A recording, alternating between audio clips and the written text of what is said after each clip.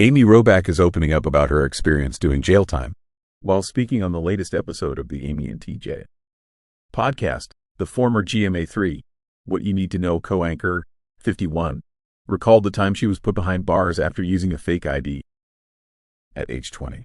It was right before my junior year in college. I was going to be 21 in February. Very important detail, Robach told her partner and co-host TJ Holmes. And I had not gotten a car. My parents and I negotiated that I was finally going to get my first car, and my dad insisted that I get a stick shift. Robach explained that on the second night of having her car, she drove to a party and later left without her girlfriends as they continued hanging out with guys there. I had 2-3 beers early in the night. Now it's like 2 o'clock in the morning.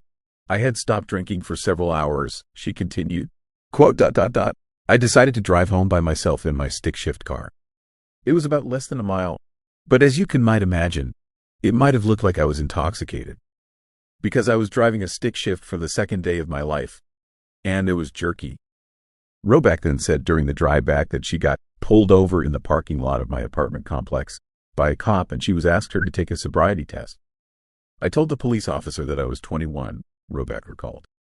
I told him I didn't have my driver's license on me because the driver's license I had was fake, and I didn't want him to see the fake ID. So he said he would let me go if I could prove that I lived in the apartment complex. So I opened up my wallet to show him my apartment, and he saw my ID. He looked at it, and he obviously knew. And he said, I'm going to take this with me, she recounted. Robach said 2 weeks later, after returning home from a dentist appointment at her parents' house in Georgia, she was met by a sheriff's deputy standing in her apartment driveway who arrested her and put her in jail. Bottom line, I think they didn't have enough arrests, she explained.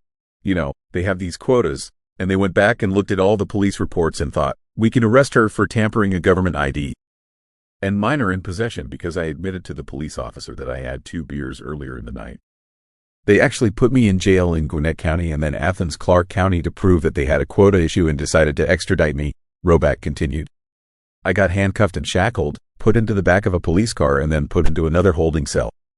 I spent 9 hours behind bars before my mom was able to actually bail me out. I got credit for time served. Upon sentencing, I pleaded no contest. Robach added, I don't have a conviction, but I do have an arrest record. There's the long story and a very important lesson learned.